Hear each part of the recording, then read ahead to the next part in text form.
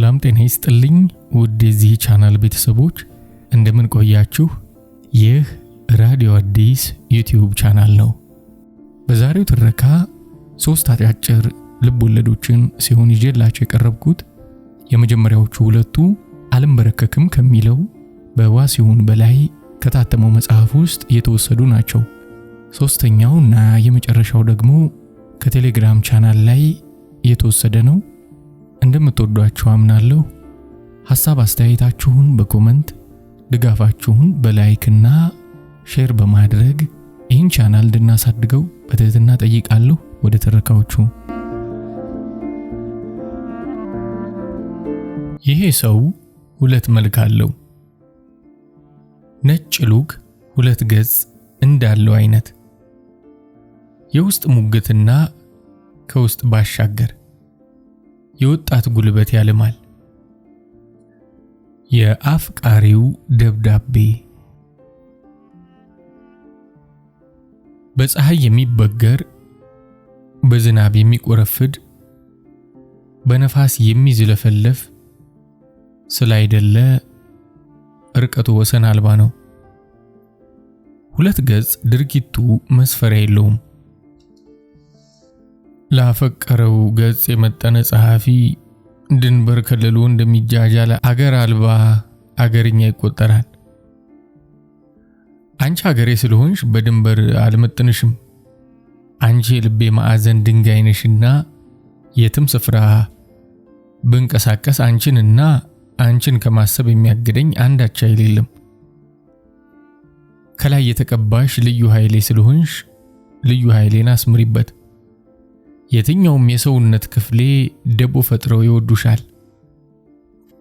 የትኛውም መጠን ያለው አስፈሪም ቢሆን ከትሩ የገዛ ግዛቴ ናት ማለት አይችልም። ውዴ ማሬ፣ አንቺ ማለት የልቤ ረፍት፣ የመንፈሴ ወሰን፣ የሰላሜ ሰረገላ፣ ብቻ ምን አለፋሽ ዋስትናዬ ጭምር ነሽ። ማሬ፣ አንቺ ማለት ያሰብኩትን ሳይሆን የማይታሰበውን መጠን አልባው ግዛቴ፣ የኔ ሐምራዊ ግምጃ፣ ያሰብኩትን ሳይሆን ለማሰብ እያሰብኩ ነውና ያኛውን ነሽ መሰል። ከእውነቴ በላይ ያለው እምነቴ ማለት ነሽ። ይሄ ያልገባቸው ቤተሰቦችሽ የኔን ከአንቺ ደጅ መመላለስ እንደ ድፍረትም እንደ ጅልነትም ይቆጥሩታል። አንቺ ማለት ለኔ እኔ ነኝ ያለ ጀግና አልጨርሰውም። ብቻ ጀግናይም ጀግናቸውም ነሽ። ይግረማቸው ገና ያልተሰራው ታሪኬ ነሽ። ምንም የማይሽርሽ ዘመን የማይረሳሽ እግዚአብሔር በቃሉ ያተመሽ ምስክሬ ነሽ ለኔ።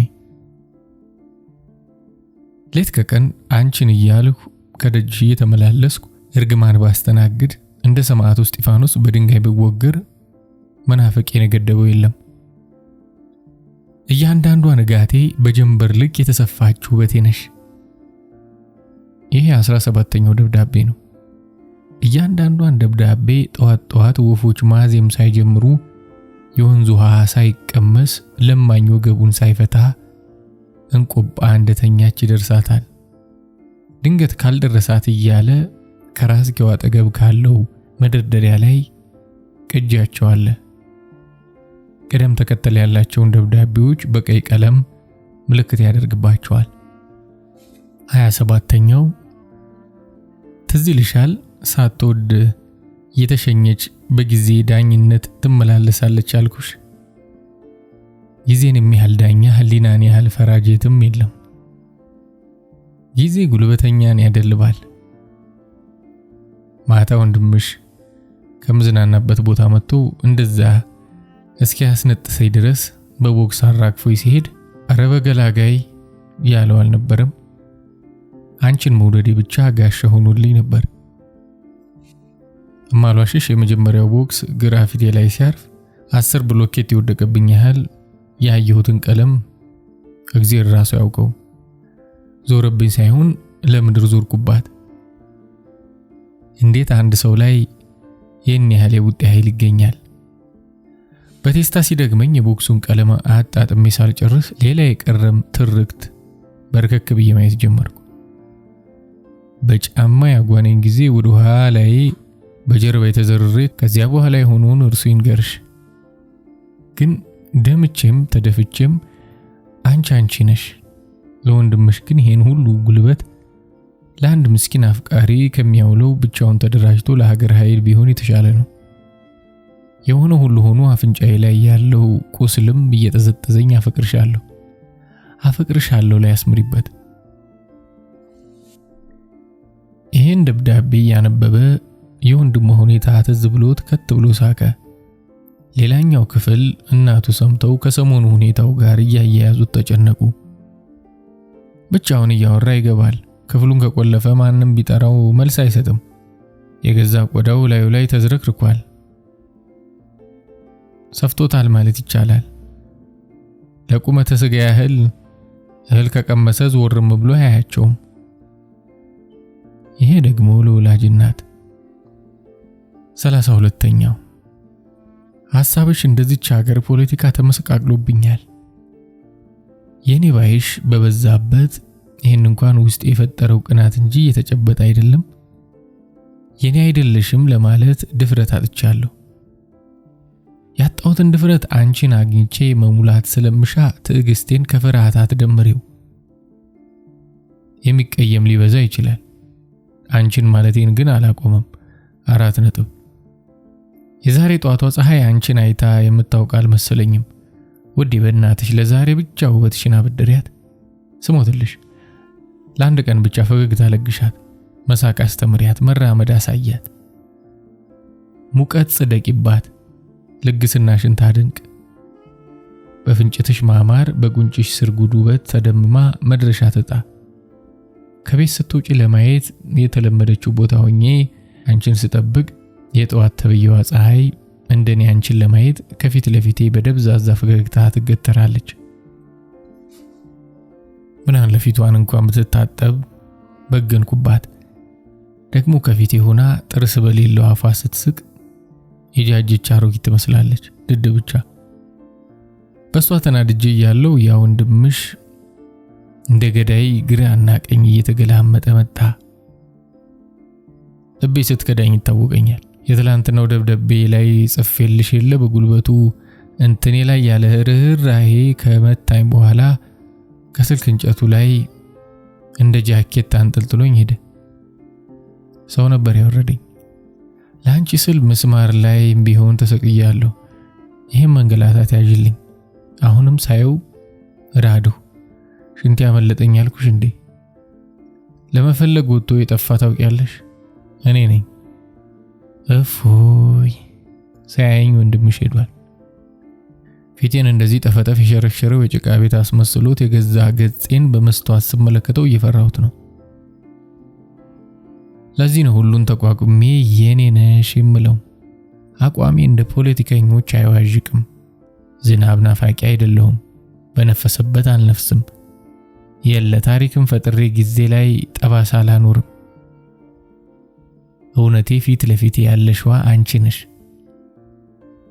እወድሻለሁ አይበቃሽም፣ አፈቅርሻለሁ አይመጥንሽም ለማለት የፈለጉትን ሳይሆን ያላልሁትን ስለሆንሽ ያነሽ አንቺ። በጊዜ የሚሰላው በዘመን የሚዘመነው የሰው ልጅ ገጽ ብዙ ነው። ለማለቅ ቀርቶ ለማጋመስ እንኳን ሰው መሃል ላይ ብቻ ቀሪ ነው። አባትን ቆጳን የመፈለጉ መጠን የኔ ሁኚ ማለቱ ሳቤ ከሰውና ሰውኛ ጋር የተቆራኘ ነው። ምድር የተፈጠረችው ለሰው ልጅ ነው። ሴትም የተፈጠረችው ለወንድ። ነፋስን ለመጨበጥ፣ ፀሐይን ለመኳል፣ ተራራን እንደ ብጉንጅ ለማፍረስ ጀግና ልቡ ይችላል። ሰው ደግሞ ጊዜ ካገዘው ጀግና ነው። አባትም ከጊዜና ከእንቆጳ ቤተሰቦች ጋር ፍጥጫ የያዘው እንደ ጀግና ነፋስም ፀሐይም ተራራም በግዛቱ ለመጠቅለል ልቡ ስለቋመጠ ነው። ደብዳቤዎቹ እውነት ናቸው። ታላቆቹ ምስክር እያንዳንዷን ቀን ማለዳ ከምትወጣው ፀሐይ የበለጠ ሐቅ አላት። በጊዜ የተመዘገበ በዘመን የተከተበ ነገር ሁሉ ተሻጋሪ ነው። 34ኛው እግዚአብሔር ሲቀና አይጣል ነው። ገና ከቤት ስወጣ ደብዳቤን እንደተለመደው ልልክልሽ ስል ምንትስ የማይሸከመው ዝናብ ወረደልሽ። የሰማዩ ጣሪያ የተቀደደ ሳይሆን ነፋስ የወሰደ እስኪመስለኝ ያዥጎደጉደዋል። ያንቺ መኖር ስለሚከልልልኝ ውድና ልዩን ደብዳቤን ይዤ ወጣሁ። ከቤት እንዳልወጣሽ አወቅሁ። በዛ በረሰረሰው መሬት ዳናሽ የለም። በዛ ቆፈን በሚያስይዝ ጉም መሃል ያ መዓዛው ጠረንሽ የለም። ሳቅሽ አየሩ የለም። ስለዚህ አልወጣሽም። ይሄው ነው የአፍቃሪ ሰው ሐቅ፣ በውሃ መታነቅ፣ ዓለምን መካዱ፣ በራሱ መፍረዱ፣ እውነቱን ተነቅሶ መናፈቁን ዳሶ ከገደም መጣላት፣ ከእግዚአብሔር መንበር መውረድ፣ ቅጥራ ቅጥርን መራድ። የአፍቃሪ ሰው ፍርዱ አይቆምም መንገዱ። ተተካለት ጠዋቱ በማታ ደግሞ ምሽቱም የጊዜ ጉዳይ ሆኖ ለንጋት ቦታውን ያስረክባል። የሆነው ሁሉ እየተከተበ መንጎድ ጊዜ ልማዱ ነው። አባትም በጊዜ ትከሻ ተንጠልጥሎ ዛሬ የሆነው ለነገ እያተመ የፊቱን ብቻ ይጓዛል። 35 36 37 38 እነዚህን ደብዳቤዎች ወትሮ ከሚያስቀምጥበት ቦታ አይደለም ያስቀምጣቸው። ለአራቱ ደብዳቤዎች ልዩ ትኩረት አለው። ከብዙ ነገሮች ጋር ተጋጭቶበታል። ጊዜ የሚዳኘውም ዘመን የሚያስታርቀውም ሳይሆን በተከድኖ ይብሰል ሰበብ አቋርጧቸዋል። እንቆጳ ያማረባት አባተም የመፈለግ መጠኑ እየጨመረ የተበጠበጠው እስኪጠራ በዝምታ መልካምነት ተሸብቦ የተለመደውን ከማድረግ አልተቆጠበም። 39ኛው አንቺ ላይ ያለኝ መብት ማንኛውም እንደሚባለው አይደለም። አንቺ ውዴ አበባዬ በማንም የምትጠቃለይ አይደለሽም። ጥግሽ ጥግ የለውም። ያለ ገደብ ስለምወድሽ ወሰን አልተበጀልሽም። ቋንቋዬ ነሽ፣ ጽሑፌም ጭምር። በልቤ ሰፊ ስፍራ ተንከባክቤ አሳድጌሻለሁ። በሰማሁትና በወሩብሽ ሳይሆን በልቤ ሚዛን መዝኜ ታሪክም ስለሆንሽ ፍርዱ ለራሴው ብቻ ነው። በነፍሴ ስፍራ ያለሽዋ ብቸኛዋ ግዛቴ ስለሆንሽ ያለ ምንም ተቀናቃኝ አስተዳድርሻለሁ። ሙሉ በሙሉ መብቴ ስለሆንሽ አንቺ የኔ ልብ ግዛት፣ አንቺ የኔ መልክዓ ምድሬ፣ አንቺ የኔ ተቋም፣ አንቺ የኔ አድሎ አልባ ክልሌ ነሽ። ተፈጥሮ አታዳለም አይደል? ብቸኛ ባለመብትሽ በመሆኔ የነፍሴ ምክር ቤት ያለ ምንም ተቃውሞ አጽድቆሻል። ጊዜ ቢነጉድም ሌላ ጊዜ ይዞ ስለሚመጣ 3 መንፈቅ የሚለው እሳቤ አንቺን ከኔ የመነጠል አቅም የለውም። ያደረጀሁሽ ከኔው ስለሆንኩ በተደራጀው ልቤ። ሞት የተፈጥሮ ፍጥረት ነው።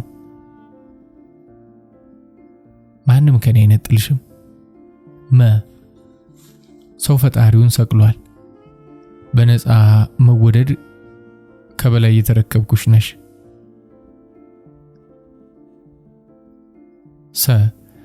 የበረታ ነፋስ ከዛፍ ላይ ቅጠል ይበጥሳል። ግንድም ስርም ስለሆነን አንገነጠልም። ነፋሱ ይነፍሳል፣ ጊዜም ይሄዳል፣ በአጠቃላይ ሁሉም ያልፋል። ሀገሬ ነሽ ብልሽ ጥቁር ሻሽ ጋረደው የሌለ ታሪክ አይደለሽም። መልካሙ ዘመኔ ነሽ ተጨባጩ። ጀንበር የሰማይ ማዕፀን ሳትቀድ ተራራው በፀሐይ ሳይሳም ወፎች ከጎጆ ሳይወጡ እውነቱ አንቺ ነሽ። ሀገሬ ነሽ ብልሽ ውዴ ነሽ ብልሽ አበባዬ ብልሽ ለኔ ለውጥ የለውም። ብቻ ሲበዛ ውድቀትን ይጠቁማል። በአዲስ ቀን በማለዳ ተስፋዬ ነሽ። ነገ ደግሞ መልካም ይሆናል። ይህን ደብዳቤ ሁሌም ከሚለብሰው ጃኬቱ ውስጥ አኑሮታል። ኮፒ የለውም። ለመስጠት ለምን እንደፈራ እንጃ። አባተ ከዛሬ ይልቅ ነገን ከነክፋቱ መልካም ነው ባይ ነው። 41ኛው ደብዳቤ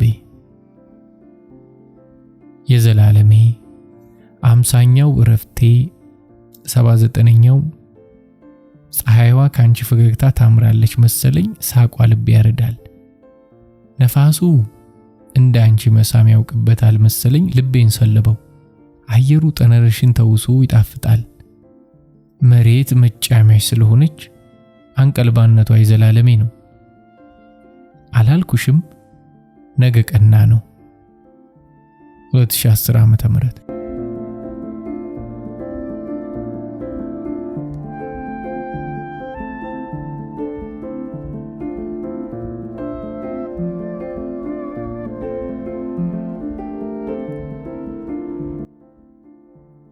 አባወራው። ደራሲ ዋሲሁን በላይ። ጨረቃዋ አጠገቧ ያሉትን ከዋክብቶች እንደ ጠጠር ልቅም አድርጋ ቅልልቦሽም ትጫወት የገጠር ልጃገረድ ትመስላለች። ሳቋ አይፈርሽም።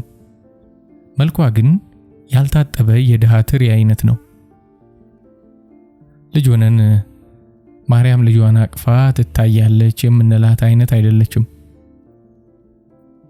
አቶ ባይጨክን ከባለቤታቸው ከወይዘሮ ይጋርዱሽ ጋር በረንዳ ላይ ተቀምጠው የጋለ ወግ እየጠረቁ ነው።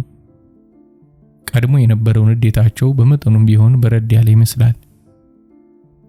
አንጋጠው ጨረቃዋን በትዝብት እየገረመሙ ወሬያቸው ለባለቤታቸው ይሁን ለጨረቃዋ ሳይለዩ ያወራሉ። ይህች ሀገር ሰው አጣለች። ስቴሁን ተቆርቋሪ የሌላት ቤተክርስቲያን መሆኗም አይደል? ጉድ እኮ ነው። ጽላቷን ሲወስዱ ከበሮዋን ለዳንኪራ ሲደለግ በገኗ ለዓለም ሙዚቃ አስረሽምቹ ማጀቢያ ሲሆን መቋሚያዋ እንደ ጥምቀት ሽመል ሲቆጠር ተው የብቻችን የሆነውን አትንኩ የሚል ጠፋ። አሁን ደግሞ ጭርሱኑ ጠቅልለው የራሳቸው ሊያደርጓት አሰፈሰፉ። ወይዘሮ ይጋርዱሽ ሙሉ ቀን ይዘውት የነበረውን ሰፌድ ከነስንዴው ካጠገባቸው ለማንሳት እየቃጡ ነበር። የባለቤታቸው መብሰክሰክ የጤና አልመስል ቢላቸው ሰፌዱ ላይ ያለውን አንስቶ ከማስገባት ባለቤታቸውን ይዞ መግባት አንገብግቧቸዋል። እህል አይደሉ ፍስ አርገው ያስገቧቸው። ጨንቋቸው አብረው አንጋጠጡ። ባያስቆጡን ባያስኮርፉን ምን አለ እያሉ መቆጨታቸው እሳቸውንም ሳያውቁት እየቆጠቆጣቸው ነው። እንደ የቲቱ አባት እንዲህ በንዴት መቃጠል ምን ሊረባው ነው? አንዳንዴ መልስ የሌለው ጥያቄ እያመጡ ግራ ገብቶት እኔንስ ግራ ባያጋቡኝ ምን አለበት? አንቺ ምንሽ ተነካ? ከነ ልጆችሽ ተረተረት ወይም ኩምክና የማወራ እየመሰላችሁ ሳቃችሁ ጣሪያ ነክቷል። እንዴት ሰው አንድ ተቆርቋሪ ያጣል? አይርሶ ደግሞ ከኛ ከፍ ያሉት መመለስና ሃይባ ያጡትን እርሶ ብቻዎትን ሊወጡት ነው። ደግሞ ራሱ ባለቤቱ አንድዬ ዝም ያለውን እኛ ምን ቤት ነን? የምትተኝ ከሆነ ገብተሽ ተኝ። ቆመሽም አላማረብሽ። እርሶስ? ወይዘሮ ይጋርድሽ የተለየ ስሜት ተሰማቸው። ከጨረቃዋ ጋር የማወራው አለኝ። ቢያንስ ሐሳቤን ባትደግፈው አትነቅፈኝም። አገጫቸውን አስደግፈው በተከዙበት ምርኩዝ መሬቱን በቁጭት ደቀደቁ። ካሮጌው ጣውላ የሚወጣው ድምጽ ያቶ ባይጨክን መትከንከን ይበልጥ ቅላጼና ውበት ሰጠው። የገቡ እንደው ይግቡ ምን ነውቴ? ወይዘሮ ይጋርዱሽ የባላቸውን ጠባይ ያውቃሉ። የውሸት ቆጣ ሲሉባቸው ሁሉንም ነገር ተወት አድርገው ወደ ነበሩበት እንደሚመለሱ፣ ዛሬ ግን መረር ያለውንባቸው። ነገርኩሽ እኮ ሰሚ ሰው ከሌለ ከፈጣሪ የእጅ ሱራ ጋር ባወራ ምን አለበት? ምን ቸገረኝ? ብርዱ ሲቆነድዶት ይገቡ የለ ኋላ እዚህ ጋር ወጋኝ እዚህ ጋር ቆረጠኝ እሺኝ ቢሉ ድቆሳ እንደሚጠብቁት አይዘንጉ። አፋቸው በተናገረው ውሸት ሆዳቸው ያዘነ። ትተዋቸው በሰፌዱ ላይ ያለውን እህል የተለቀመውን ካልተለቀመው ደባልቀው ገቡ። አቶ ባይጨክን ሽቅ ባንጋጠው አወሩ። ወይዘሮ ይጋርድሽ በባለቤታቸው መጨከን ስላልቻሉ ጋቢ ይዘው ወጡ። ጦሱ ለኔው ነው የሚተርፈው። ጋቢውን ነጠላ አድርገው ከተከሻቸው ላይ ደረቡላቸው። እሳቸው የለበሱትን ነጠላ ጋቢ ደግሞ ለሁለት አጥፈው ጉልበታቸው ላይ ጣል አደረጉላቸው። ነፍሴን እምነት እየበረዳት ስጋዬን ሸማ ብታለብሽው እንደምን ሊሞቀኝ። አሁንም በአይናቸው ስለት ሰማዩን እንደወጉ ናቸው። አይ እንግዲህ ምን ነው አይፈላሰሙብኝ፣ ጃጁ ልበር እርሶ ሰውዬ። የተላጠ ትሪ የመሰለችዋ ጨረቃ እየደመቀች ኮከቦቹ በድምቀቷ ተሸማቀው ካጠገቧ እየራቁ ለመጥፋት ተቃርበዋል። ግቢ እስቲ ይበርድሻል። እኔ ማሰቡን ትተው ለራስዎ ቢጨነቁ። ተይኝ አልኩሽ እኮ። አሁንም ጨረቃዋን ሰርስረው አፈጠጡባት። ድንገት የውጭው በር ቃ ብሎ ሲከፈት የሁለቱም አይኖች እኩል ዞሩ። ቲቶ ነበር። እናትና አባቱ በረንዳ ላይ ሆነው ሲያያቸው ፍቅር ደሳ መስሎ ተሰማው መሰል ገና ከበር ጥርሱን ፈልቅቆ ቀረባቸው። እንዴት አመሻችሁ ጎረምሶቹ? ወይዘሮ ይጋርዱሽ ሳቃቸው ቀደማቸው።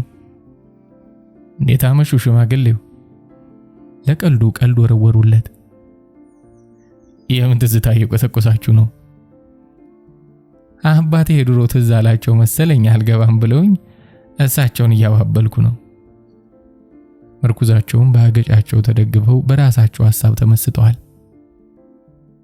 አባዬ እንደምን አመሸ? ሰላምሹ ይቅርታ። ሰምተው እንዳልሰማ መልስ ነፈጉት። ተዋቸው እስኪ፣ እርጅና የተጫጫነው አይምሮ ቶሎ አይነቃም። የጥቅምት ብርድ እንኳን የእናንተን የወጣቶቹን ገላ አይደለም እኛ ስንት ያየነው የሚያንሰፈስፋል። በሉ ግቡ። ቲቶ ሳቁ አምልጦት የእናቱን ትከሻ ተደግፎ ተንፈቀፈቀ። ከዚህ አይበልጥም የእናንተ ቧልት። እየሳቃችሁ እጃችሁን ታስነጥቃላችሁ። እስኪ እሺ ካሉ ይዛቸው ግባ። አባትና ልጅን ትተው ወደ ውስጥ ገቡ።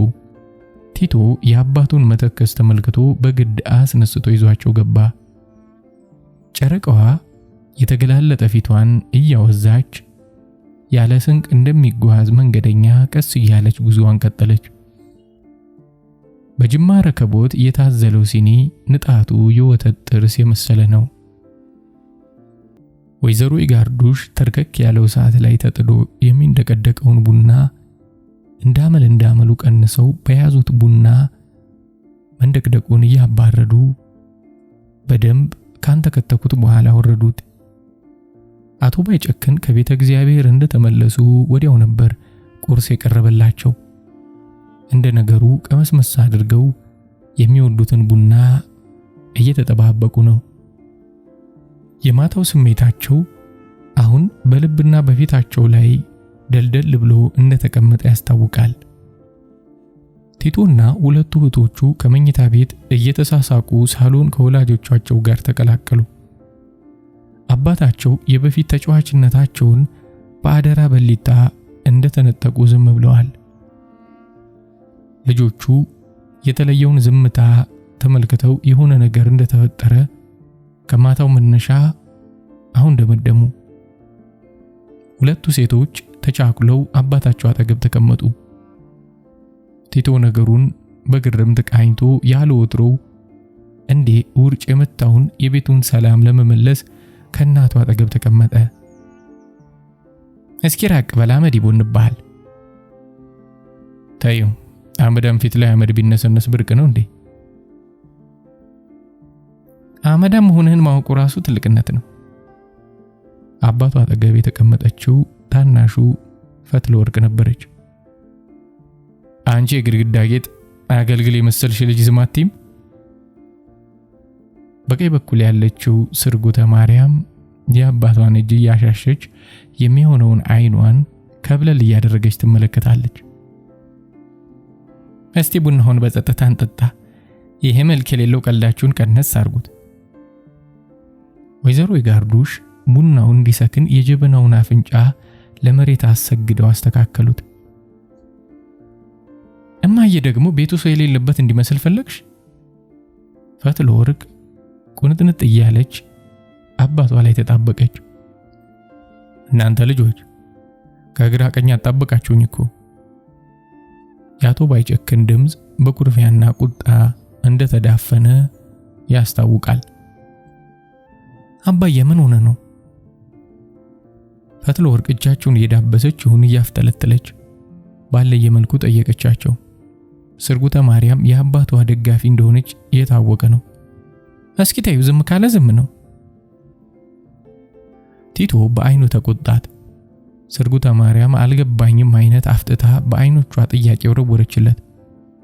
ቲቶ ለፈትለ ወርቅ አዋሪው አይነት በምልክት ነገራት። አባ ማታ ተቆጥተ ግቡ አልከን። አሁን እሺ ስሞትልህ ምን ሆነ ነው? ሳናስበው አስቀየምነ እንዴ? አቶ ባይጨክን ሁሉንም ከገረመሙ በኋላ ከአሲዳም ዘመን ላይ ትጥለኛ አምላኬ፣ ቀና ብለው ጣሪያው ስር ያለ ይመስል ፈጣሪን ተመለከቱት። ዘመሩ ደግሞ ምን በደለ? ወይዘሮ ይጋርዱሽ ለጨዋታው ብለው ነበር። ኤዲያ ዘመኑ ነው እንጂ እንቅልፋም ትውልድ ተሸክሞ ሹሩሩ የሚል። ተሳስተሃል አባዬ፣ ይሄ ትውልድ ነው እንቅልፋም ዘመን ለማንቃት እየጣረ ያለው። ቲቶ ማውራታቸው በመጠኑም ቢሆን ደስ ብሎታል። ያው ነው ቀልቀሎ ስልቻ ቀልቀሎ። ሳያስቡት ገንፈል አሉ። ታዲያ ምን ያስቆጣውታል? እርሶ ሰውዬ ሲያበዙት ደግሞ አይታወቀውትም። እርሶ የፈለጉትን ሰው ካልተከተለ ትክክል ይሆን አይመስሎትም ልበል? አንቺ ሴት በቤታችን ሕግ መሰረት በአንቺ የእምነት ነጻነት ወይም ማስተሳሰብ ጣልቃ አልገባም። በእኔ የእምነት ነጻነት ማንም ጣልቃ መግባት የለበትም። የለበሱት ጋቢ ተንሸራቶ ሊከዳቸው ሲል አጣፍተው ከትከሻቸው አደረጉት። ድሮውንስ በእኔ መብት ሊገቡ ያምሮት ነበር። ወቸው ጉድ! ይጋርዱሽ እያደር የማትሰሚ ጉድ የለ። ቤቱ አዝሎት የነበረውን ቀዝቃዛ ውርጭ በሳቃቸው ድራሹን ለማጥፋት ይመስል የሚያስቅ ሳቅሳቁ። እስቲንካ ቲቶ የቡና ቁርስ አስይዝልኝ። ቲቶ የዘረጉለትን በቀለም ያጌጠ እርቦ ተቀብሎ መጀመሪያ ለአባቱ ዘረጋ። በቃኝ ሲሉት በእጃቸው ሁለቱ እህቶቹ እኩል በእናት እጅ ያለ ስስት የተጋገረውን አምባሻ አነሱ። ፈትለ ወርቅ ከያዘችው ላይ ቆርሳ ለአባቷ በግድ አጎረሰቻቸው። አባባ የታወቀ ነው፣ በማንም የእምነት መብት ጣልቃ ገብቶ አያውቅም። ዶሮውንስ ሊገቡ ያምራቸው ነበር። ከቲቶ ጋር ስምም የሆኑ ያህል በአይን ተግባቡ። ልጆቹ የአባታቸውን እናትም ደግሞ የባላቸውን ከድብርት መውጣት ፈልገዋል። ማን ነው እንዲሆነ ነው መብቴን የሚገፍ? ወይዘሮ ይጋርድሽ ድጋሚ የቀልድ ትንኮሳቸውን አወጁ። አልገባም እያልኩሽ አትሰሚም? ቀዝቅዘዋል። ማሰበው በራሱ ጽንፈኝነት እያውጠነጠኑ እንደሆነ ያሳብቅበታል። ተመልከቱማ ነገሩን ሁላ ፖለቲካ ስታደርገው። ሞኝ ነው ልበል? እያንዳንዱ ፖለቲካ መጠንሰሻ መኖሪያ ቤት እኮ ነው። ከቤት የተጠነሰሰ ፖለቲካ እኮ ነው ሀገሩ የሚጠጣው። ልጆቹ የእናትና የአባታቸውን የቃላት ልውውጥ የጠረጴዛ ቴኒስ እንደሚመለከት ሰው አይናቸውን ከወዲያ ወዲህ እያንከባለሉ በጥምር ያያሉ። ሁሌም የእናትና የአባቶቻቸው ጨዋታ ትምህርት ቤታቸው ነው። መከባበርን፣ መፈቃቀርን ይማሩበታል። ነግሬሻለሁ፣ በቤታችን የእምነት ሕግ መሰረት የፈቀድሽውንና የወደድሽውን ማመን መብትሽ ነው። እኔ ባልሽ የልጆችሽን አባት እንጂ ባላንጣሽ አይደለሁም። ስለዚህ ጣልቃ ገብነት የሚባለው ክፉ ደንቃራ ህሊናችን ውስጥ መታሰብ የለበትም። በልዩነት ተስማምቶ መኖር ይቻላል። ደንቡን መጣስ ከአሸባሪነት ያስመድባል። አሁንም ከት ብለው ሳቁ። ምን ካለበት የተጋባበት እያሉ ተፍነከነኩ። ኩልል አድርገው የቀዱትን ቡና ነጭ ጥርስ በመሰለው ስኒያቸው ቀርተው ቲቶን አስነሱት። ሁሉም አቦል ቡናውን ሳይሆን ወሬውን የሚጠጣ ይመስል በችኮላ ጨልጠው ስኒዎቹን መለሱ። ወይዘሮ የጋርዱሽ ሲኒዎቹን አጠገባቸው ካለው የኮኮዝ ጣሳ እየነከሩ ካለቀለቁ በኋላ ረከቦት ላይ ደረደሩ። በመጠኑ ጸጥ ያለውን አየር ለመገርሰስ ይመስላል። ስርጉተ ማርያም እማማ ያለችው የበላይ አካሉን ደንብ አለማክበር ከአክራሪነት ያስመድባል ነው።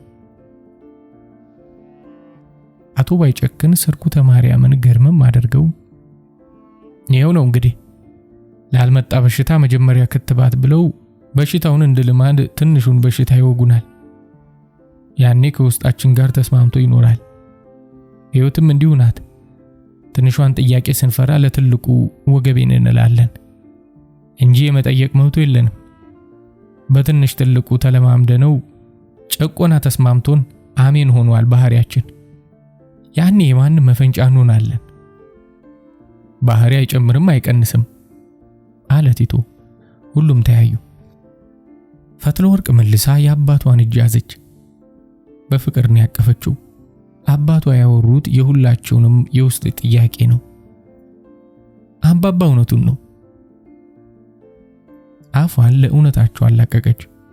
ታያቸው ልጄ፣ አሁን አንገቴን ለሰይፍ ደረቴን ለመድፍ የምሰጥለት ጉዳይ መጥቷል። ከዚህ በላይ መታገስ አይሆንልኝም። ወይዘሮ የጋርዱሽ ሰረቅ አድርገው ተመለከቷቸው። አቤት አቤት አልቀረቦትም። በያዙት ጭራ ለዝንብ የማይጨክኑ ለምኑ ነው አንገትና ደረት የሚሰጡት? ሙያ በልብ ነው። ወትሮ መሞት እንጂ መግደል ዓላማችን አይደለም። ኮንዴት የባለቤታቸው ምሬት የሚጋባ መሰላቸው። የንቦቹን ቀፎ በጭስ አስክሮ ማሩን ለመውሰድ ቢቃጣም ንቦቹ በጭስ አይበገሩም፣ እኛን የፈጣሪ ጭስ አፍኖን ካልገደለም በቀር። ወይዘሮ የጋርዱሽ ይህን አባባላቸውን ማስጨረስ አልቻሉም። እንደ ወርሰው ሰውዬ ምን አባቴ ባደርገው ነው የሚሻለው? ልጆቹ በድራማው ተመስጠዋል። ብለው በሰበብ አስባቡ ማስተዋወቅ ጀመሩ ማለት ነው። አይሞኞ። አቶ ባይጨክን ሙሉ በሙሉ ወደ ባለቤታቸው ዞሩ። ለነሱ ብቻ በውርስ የሰጠው ማን ነው? ነገሩ ወዲህ ነው ባክሽ። ለትንሿ ዝምታቸው ስንብሰከሰክ ትልቁ ላይ ልባችን ፈሰሰ። አይ ወዲያ የምን አማርኛ እያወሩ አለመግባባት ነው። ምን ይሉታል ይሄን ጸጉር ስንጠቃ? ወይዘሮ የጋርዱሽ ገብቷቸው እንዳልገባቸው የመሰሉት ዝም ካሉ ባለቤታቸው ተመልሰው በቁዘማ ቆፈን ስለሚቀየዱ ነው። እውነት ነው ካሉ ጨዋታው ፈረሰ፣ ዳቦ ተቆረሰ ይሆናል። ዝም አስባዩ ዝምታ ደግሞ በቤቱ ላይ እንደ ልቡ ይፈነጫል። እውነት ስትጮህ፣ እምነት ስትገፋ ለሌሎች ቅዠት ይመስላል። አባባ ሃይማኖት እኮ ፈሪዎች የሚሸሸጉበት ተቋም ነው። በዚህ በዲሞክራሲ ጊዜ ሃይማኖት ጥያቄ ሆኖ መቅረብ የለበትም አለ ቲቶ። አበስ ገበርኩ። ምን ነው ሞቼ ባረፍኩት? መቼም ባየ በሰማ አይፈረድም እንጂ የሰማዩ አባቴ እንደው በመብረቅ ፍግም ቢያደርገኝ ምን ነበር? ሁሉም ግማሽ ሳቅሳቁ።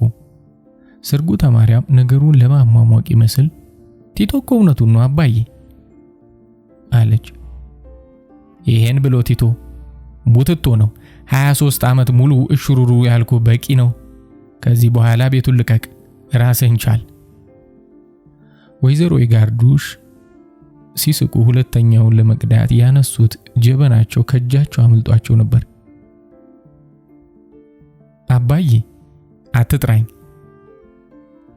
ቁጣቸው ፊታቸው ላይ ይነበባል።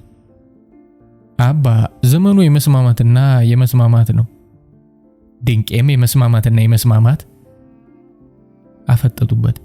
ይኸውልህ ይህች ሀገር የሚያምርባት ጸጥ ብላ ልማቷን አፋጥና ካደጉ ሀገር ተርታ መመደብ ነው እንጂ በውስጧ የተሰገሰጉት በእምነት ጥላ ተጠልለው ሽብርተኝነትና አክራሪነትን የሚያቀነቅኑ ቀንዳቸውን ቢያሾሉም እኛ ከመስበር ወደ ኋላ አንልም። ምን ማለት ነው ሽብር? ምንስ ማለት ነው አክራሪነት? እኔ ገንዘቤን ሃይማኖቴን አጥብቄ ካልያዝኩ ምኑ ላይ ነው ሰውነቴ? ማጥበቄ ነው ማክረሬ? ቁጣቸው የሚበርድ አይመስልም። በእምነት ሽፋን ሀገር ማፍረስ ምን አመጣው? ወይዘሮ ይጋርዱሽ በወሬው ተመስጠው የቀዱት ቡና ቀዘቀዘ። ይሁና አሉ ስርጉተ ማርያም አንገት ላይ የታሰረውን ማህተብ እየዳበሱ። ያለሙት የማይሆን ያሰቡት የማይሳካው ዳኛ ስለሆነን ሳይሆን ፈጣሪ ስላልፈቀደ ነው። እባብን ረግጠው አንበሳን አዝለው አምላካቸውን ቀን ከሌሊት በጸሎት የሚለምኑት የቅዱሳን ጸሎት ለጨካኞች አሳልፎ የሚሰጠን ይመስላችኋል? አትሞኙ። ለአመፀኛ ሕዝብ አመፀኛ መንግስት ያዝለታል ይላል። የሆነው እንዲሆን ሆኖ ነው። አየው አባዬ፣ ደግሞ ዞሮ ዞሮ ነገሩን በሙሉ ፖለቲካ ታደርገዋል። አሁን መንግስት እዚህ ሀገር ውስጥ ምን አገባው? ተለሳልሰው ሸርተት የገቧቸው። እኔ የምለው የዚህ ቤት ሃይማኖት ምንድነው? ሁሉም ጸጥ አሉ። መልሱልኝ እንጂ። አቶ ባይጨክን የምር ተቆጡ። ከተቀመጡበትም ተነሱ። ፈትለ ወርቅ ቀና ብላ አየቻቸው። ስርጉተ ማርያምም የሆነ ርህራሄ ልቧን ጎበኘው። አባ ያንተ እምነት የኛ እምነት ነው። ስርጉተ ማርያም ነበረች። አባቴንም ማሳልፍ ያልሰጥም። ፈትለ ወርቅ ሳታስበው ተንገፈገፈች። ወከራ አታድርጊው። እምነት ማመን ነው። የሌላውን ሳይነቅፉና ሳያንቋሽሹ የራስን ብቻ ማመን አጥብቆ። አባዬ ዲሞክራሲ እኮ የለገሰን ነፃነት የፈለግነውን እንድንከተል ነው። ቲቶ ነበር። ሞኞ የራስን ስትከተል የሌላውን እየረገጥክና እያጥላለህ አይደለማ። ዝም ማለት ቲቶ። ይህች ሀገር ሰው ትፈልጋለች። እናትና አባቶቿን እየናቀችና እየዘለፈች የትም አትደርስም። የተደበቀ ጥላቻ ጋሃድ የወጣ ቀን መልሶ አጥፊ ይሆናል። ይባቀላል። የአፍ ቅብብሉ በእውነት መለወጥ ይኖርበታል። በእምነትም ቢሆን እንደዛው እውነቱ ታሽቶ መውጣት አለበት። እግር አጥበን የተቀበልናቸው ሁላ ዛሬ በእግራቸው ሊረግጡን አሰፍስፈው ይገኛሉ። እምነቱን መናገር ይጠበቅብናል። ወጣም ወረደኛ የለገስናቸው ነፃነት የዲሞክራሲያችን ነጸብራቅ ነው። ጣቃይ መስላት ትቀደድ። ለኔ ነፃነት የለገሰኝ ያንተ ነፃነት ሳይሆን መስቀል ላይ ተሰቅሎ ሞቶ ሕይወቴን ያወጀው መድኃኒዓለም ነው። ይሄ ድክመት መሸፈኛ ነው። ከናቱ ጋር ተጠቃቀሰ ቲቶ። እስኪ ማጣፊያ ያጠረለት ወይኔ ቢሉ ዋጋ የለውም። የቲቶ አባት መቋጫ የሌለው ነገር አይተርትሩ። ዝም አይነቅዝም። እድሜና ጤና ይስጣችሁና የሚታየውን ይዩ። ሌላ ምን ልበላችሁ? የራስን መጠየቅ ማስከበር ወንጀል አይደለምና ጠይቁ። ልባቸው በተከፈተው መስኮት ፊት ለፊታቸው ካለው ተራራ ላይ ላኩት። ልጆቹና እናታቸው ከአባታቸው ምሬት አዘል ንግግር ግራ ተጋብተዋል። ቀልድን ሲቀልዱት የልብን እውነት ሸርሽሮ ይጥላል። ከዝምታ ማውራትን መርጠዋል። ዝም እንዲሉ እነሱም ዝም አላሉ። 2006 ዓመተ ምህረት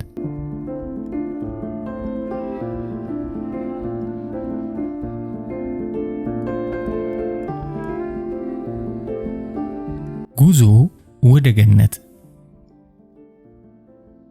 መስሏቸው ውጭ ሀገር ነፍስ የሚዘራበት ሰው ሞቶ በስብሶ አድጎ የሚያበብበት መስሏቸው አውሮፓ የነፃነት ሀገር የሚችል መስሏቸው ሰው ሁሉን መናገር መስሏቸው አውሮፓ ያኛው ሌላ ገነት አዳም ከሔዋን ጋር የሚጫወትበት እነ የዋሉና የአገር ልጆች ሄዱ እየበረሩ የአገር ልጆች ጓጉ ባህር ተሻገሩ። ግጥም ገብረ ክርስቶስ ደስታ። ከአምስተርዳም በፈጣን ባቡር ተሳፍሬ ኦመን ከተባለ ከተማ ከወረድኩ በኋላ እንደገና በአውቶቡስ 10 ደቂቃ ተጉዣለሁ። የያዝኩት ቁራጭ ካርታ እንደሚጠቁመኝ ከሆነ በሆላንድ ግዛት ጀርመን ድንበር ላይ ይገኛለሁ። ቴራፕል እንደሚባል ወደ ተነገረኝ የስደተኞች ካምፕ በእግር እየተጓዝኩ ነው። ሆኖም በርቀት ምንም የሚታየኝ ካምፕ አልነበረም። አንዲት ብሎኬት ብቅ አለች። ገና በሩቁ ብስክሌት ጋላቢው ጥቁር መሆኑን ለየሁት። እየቀረበ ሲመጣ ሶማሌ መሆኑን አወቅኩ። እጄን ብድግ አደረግኩ። ብስክሌቷ ልጓም ያዘች። ሰላም አለይኩም። ወአለይኩም አሰላም። እንግሊዘኛ ትናገራለህ? ትንሽ ብቻ። ቴራፕል የስደተኞች ካምፕ ከዚህ ሩቅ ነው? ወደ መጓዝበት አቅጣጫ እጁን ዘርግቶ አብራራልኝ። 20 ደቂቃ ቀጥ ብለህ መሄድ ከዚያ ትልቅ በር አለ።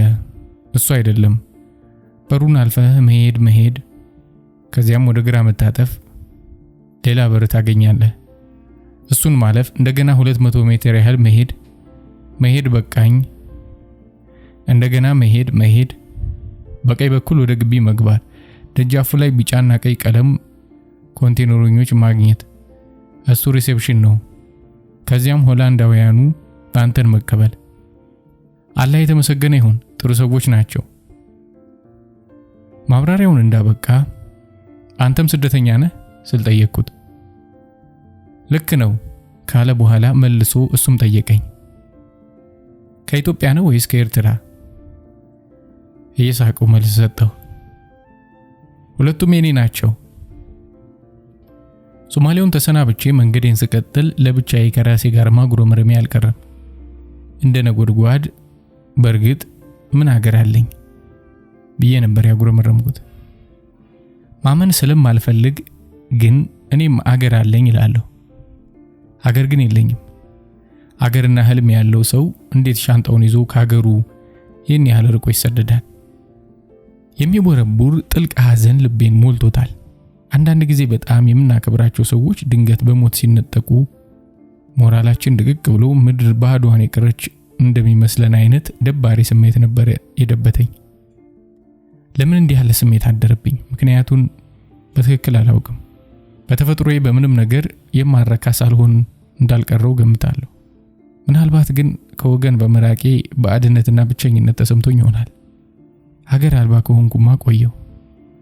ቋሚ ማረፊያ ጎጆ ፍለጋ መጓዝ ከጀመርኩ 10 ዓመት ሊሞላኝ ምን ቀረው? ምንጊዜም የለመዱትን በመተው ርቆ መጓዝ በራሱ የሐዘን ስሜት የሚፈጥር ነው። በእርግጥም ከፊት ለፊቴ ሁሉም ነገር አዲስ ሆኗል። አዲስ ነገር፣ አዳዲስ ሰዎች፣ አዲስ ገጠመኝ። በርቀት የሚታየኝ አዲስ ተስፋ ግን አልነበረም። በእርግጥ ያለ ተስፋ ሰዎች አንዲትም ሌሊት ማደር አይቻላቸውም። በርቀት የሚታይ ተስፋ ባይኖር ግን በጨበጣ ተስፋ ማድረግ ለሰው ልጅ ተፈጥሯዊ ነው። ያ ገና ያልተጨበጠ የማይታይ ተስፋ ላልታወቀው የመጪው ዘመን ጉዞ ጉልበት እየመገበ በብርታት ያቆየናል እና በየዕለቱ ዓለም አዲስ ሆና ትወለዳለች በተስፋ። ይሄው እንደ ጃርት በድንችና በበቆሎ እርሻ መሃል በመጓዝ ላይ ይገኛሉ። የበቆሎ እርሻ የረርና ከረዩን ያስታውሳል። እዚህ ግን ተራራ ቀርቶ መጠነኛ አቀበት እንኳን አይታይም። አገሩ እንደ ሰፊ ክብ ጠረጴዛ ሲሆን ሰማዩ እንዳክምባሎ ጠረጴዛው ላይ ድፍት ብሎባታል። ክብርና ኩራቴ ላይም ጥቁር የብረት ቆብ የተደፋ መስሎ ተሰማኝ። ከ4 ዓመታት በላይ ከኖርኩበት ፕሪቶሪያ 9000 ኪሎ ሜትር ያህል ርቄ ወደ ሰሜን ዋልታ ተጠግቻለሁ። በአንጻሩ የ19ኛው የዓለም እግር ኳስ ዋንጫ ጨዋታ ደቡብ አፍሪካ ላይ የተካሄደ በመሆኑ መላው ዓለም ቀልቡን ወደ ኔልሰን ማንዴላ ሀገር ልኳል። እኔ ኳስ አልወድም። የኳስ ተመልካቾች አለ ምክንያት የሚያብዱ ስራ ፈቶች መስለው ይሰሙኛል። በመሆኑም በዚህ ጊዜ ደቡብ አፍሪካ ላይ አለመሆኔ አልቆጨኝም ነበር። አጭር ሻንጣ እየጎተትኩ በመጓዝ ላይ ነኝ። ከምሽቱ 2 ሰዓት ሆኗል። ፀሐይቱ ግን ገና አልጠለቀችም። ይህ ፈጽሞ የማይመች ከመሆኑም የሚረብሽ ስሜት ይፈጥራል። በትሮፒካል የአየር ጸባይ ስር ተወልጄ ያደግሁ እንደመሆኔ ወፈፌው የአየር ጠባይ አልተመቸኝም። የሚመቸኝና የለመድኩት በቀን ፀሐይ በማታ ጨረቃ ሲሆን ፀሐይቱም ሰዓቷን ጠብቃ መግባትና መውጣት አለባት። እዚህ ሀገር ምን እየተካሄደ እንዳለ መገመት ያስቸግራል። የዚች ሀገር ዶሮዎች ስንት ሰዓት ላይ ይሆን ወደ ቆጥ የሚዘሉት? ለመሆኑ ቆጥ አላቸው? መንገዱ ላይ ሰው አይታይም፣ መኪና የለም። ድንች ልትበላ የመጣች የጃርት ፉጨት አይሰማም። እንደ አማራ ሀገር እስረኞች ለአማረቃ ስትሄድ ሃይ ነይ ተመለሽ ቡሬ የሚል ዜማዊ ድምጽ በርቀት አይሰማም። አካባቢው እንደ ገልማ ቃሉ ጸጥ ያለ ነው። በቀኝ በኩል ከድንቹ ወዲያ ማዶ አፍሮ ዛፎች ጥቅጥቅ ብለው ይታያሉ። ደደሆ ይመስላሉ። እንደ አፍሪካዊ ከርዳዳ ጠቁር የብርሃን ስንጥር አያሳልፉም። የውሃ ቦዮች የአረንጓዴውን ጠርዝ ተከትለው ተዘርግተዋል። ቀና ብዬ ሳየው ሰማዩ አልደፈረሰም፣ ሩቅ ነበር። ንጹህ ሰማያዊ ሰማይ። በእርግጥ እንደ አፍሪካ ሰማይ ነው። የውሃ እጥረት ግን የለበትም። በአፍሪካ የፀሐይ ጉልበት የተመጠጠው ውሃ እዚህ እንደ ልብ ይዘረገፋል። አፈሩ ዋልካ ይመስላል። የአፈር ሽታ ግን የለውም። ስቀምሰው ጣዕም የለሽ እና አሸዋማ ሆኖ አገኘሁት። በቆሎውና ድንቹ በስርዓት ከመዘራቱ በቀር ከኛው ድንችና ከኛው በቆሎ ለውጥ የለውም። እነሆ በመጨረሻ የተነቀሉ ዛፎች ከሚከማቹበት የስደተኞች ማደሪያ ደረስኩ። ሶማሌው በጠቆመኝ መሰረት ቢጫና ቀይ ቀለም ከተቀቡ ተገጣጣሚ ቤቶች አንዲት ነጭ ወጣት ሴት ብቅ አለች። ከፈገግታ ጋር ከጨበጠችኝ በኋላ ስሟን ነገረችኝ። ክላራ እባላለሁ። እኔም ስሜን ተናገርኩ። ወደ ቢሮዋ ይዛኝ ዘለቀች። የተረጋጋች ነበረች። በትህትና ነበር የተቀበለችኝ። የጠበቅኩትን የሰው መጨናነቅ፣ ግፊያና ወረፋ ባለማየቴ እኔም መረጋጋት ተሰማኝ። ይህ አውሮፓ ነው አልኩ ለራሴ። ወጣቷ ወደ ውስጠኛው ክፍል ስትገባ እኔ ኮሪደሩ ላይ ወንበር ያዝኩ። ወዲያው ተመልሳ መጣችና ጠየቀችኝ። ከሶማሊያ ነህ አይደለም? የለም ከኢትዮጵያ ነኝ። ኦ ይቅርታ፣ ከሶማሊያ መስለኝ ነበር።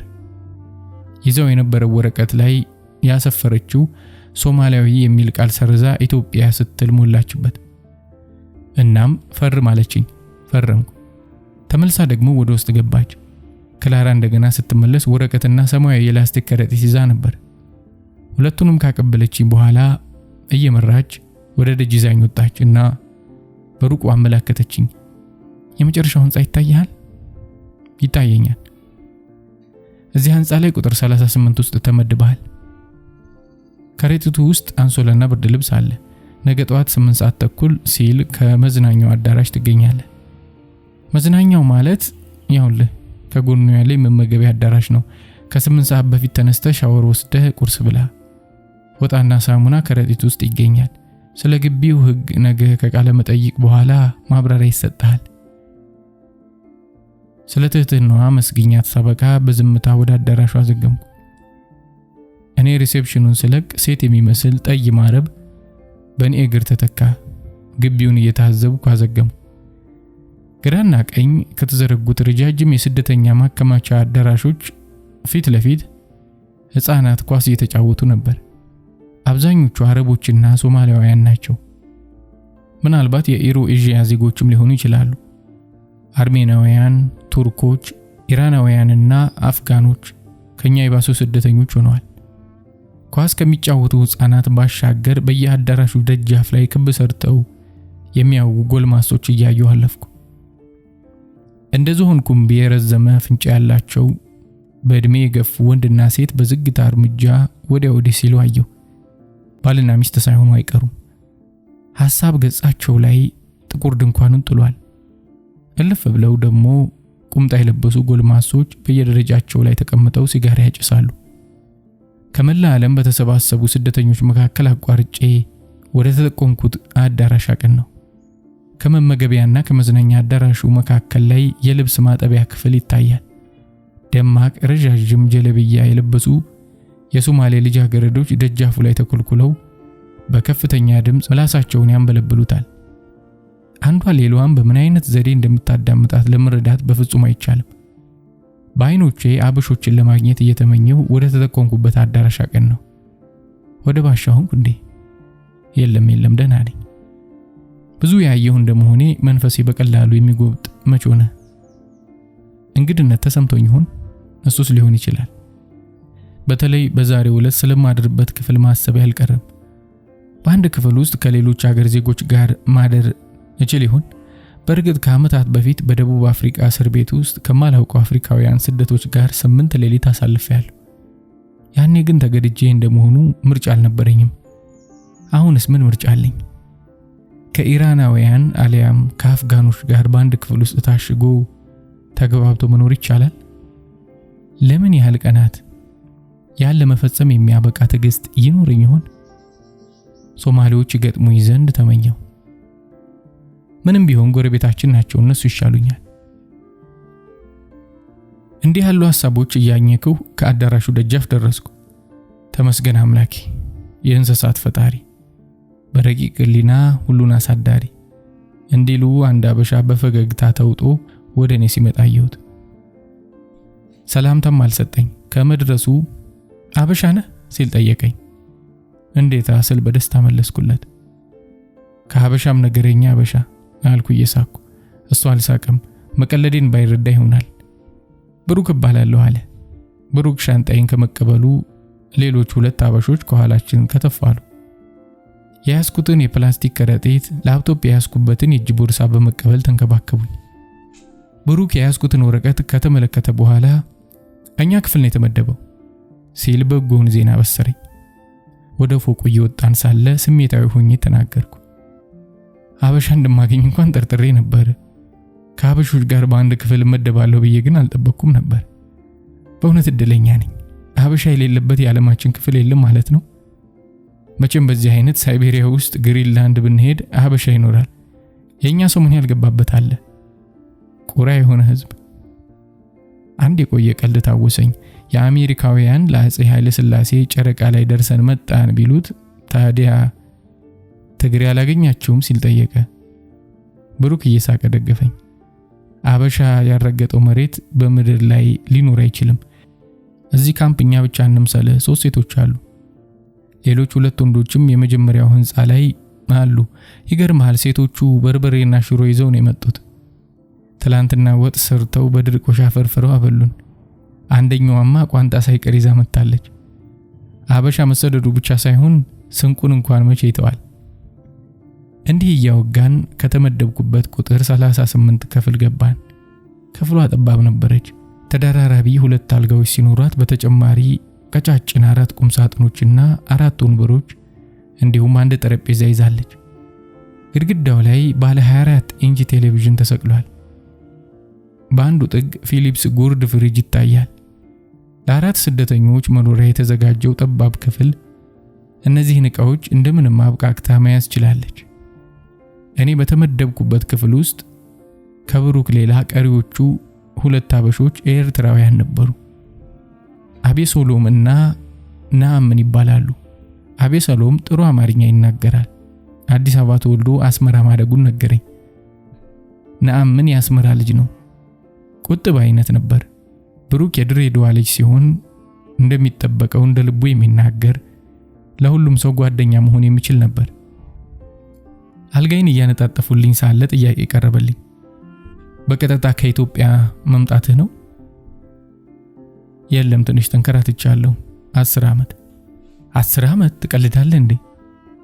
አልጋይን አንጥፈው ጨረሱ። ከተደራራቢ አልጋዎች ከታችኛው ላይ መስኮቱ ስር ነበር የደረሰኝ።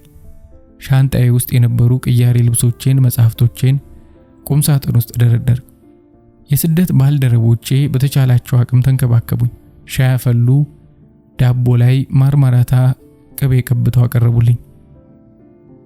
ፖም ተጨመረልኝ። ዳቦውን በሻይ እያጣጣምኩ በጥያቄ አጣድፋቸው ገባሁ። መቼ መጣችሁ ወደዚህ ካምፕ? ከየት መጣችሁ? ሆላንድ እንዴት ገባችሁ? ምን ያህል ጊዜ እዚህ እንቆያለን? የሆላንድን የመኖሪያ ፈቃድ ማግኘት ከባድ ነው ቀላል? ምን ማድረግ አለብኝ? ምን ማድረግ የለብኝም? የቻሉትን ያህል ምላሽ ሰጡ። ቴራፕል ካምፕ የስደተኞች ጊዜያዊ መቀበያ ካምፕ መሆኑን ነገሩኝ። እዚህ ማስተናገጃ አንድ ስደተኛ 2 ሳምንት ብቻ ይቆያል። በዚህ 2 ሳምንት የቴራፕል ቆይታው አሻራ ይሰጣል። ስለማንነቱ አጭር ቃለ መጠይቅ ያደርጋል። የሳምባ ነቀርሳና የጤና ምርመራ አለ። የኤችአይቪ ኤድስ ምርመራ የለም። ከዚያም ዋናው ቃለ መጠይቅ ወደሚካሄድበት ወደ ሌላ ካምፕ ይዛወራል። ሊነግሩኝ የቻሉት ባጭሩ ይሄው ነበር። አቤሰሎም እንደዋዛ የተለየ ጥያቄ ጠየቀኝ። ምን ትሰራ ነበር ኢትዮጵያ?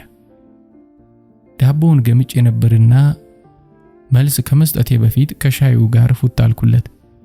የጎረስኩትን እስካኝከው ጊዜ አግኝቼ ነበር። ምን ሰራ ነበር ልበል? ጋዜጠኛ ነበርኩ ከማለት ይልቅ መቀለድ መረጥኩ።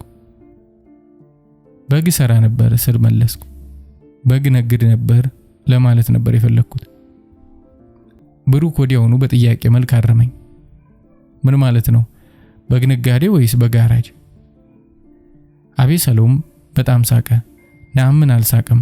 ስሜቱ ባልታወቀ ሁኔታ በአይኑ ሲመረምረኝ ቀለብኩት። አቤሰሎም ምን ነካው?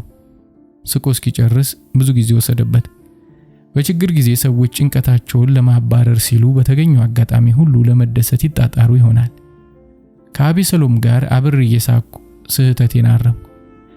የበግ ነጋዴ ማለቴ ነው። ከጥቂት ደቂቃዎች በኋላ እንግዲህ ደግሜ ይሆናል አረፍ በል ተባልኩ። ልክ ብላችኋል፣ አረፍ ማለት እፈልጋለሁ። አያይዤም አከልኩ።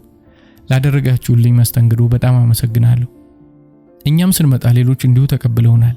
ነገ የሚመጡትን ደግሞ አንተ በተራ ተቀብለህ ታረጋጋቸዋለህ።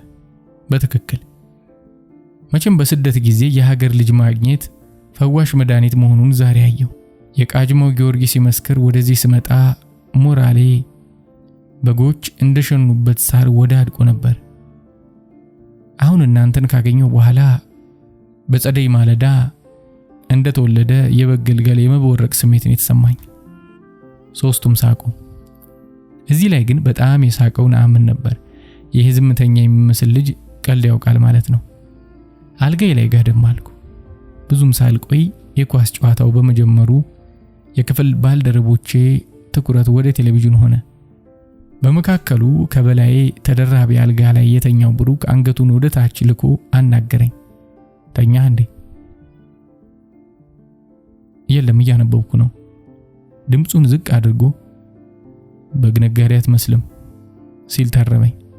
ቀጠለና ነኝ ካልክ ግን መቼስ ምን ይደረጋል? አያይዞ ስለማነበው መጽሐፍ ጠየቀኝ። የፍቅር መጽሐፍ ነው። ፍቅር?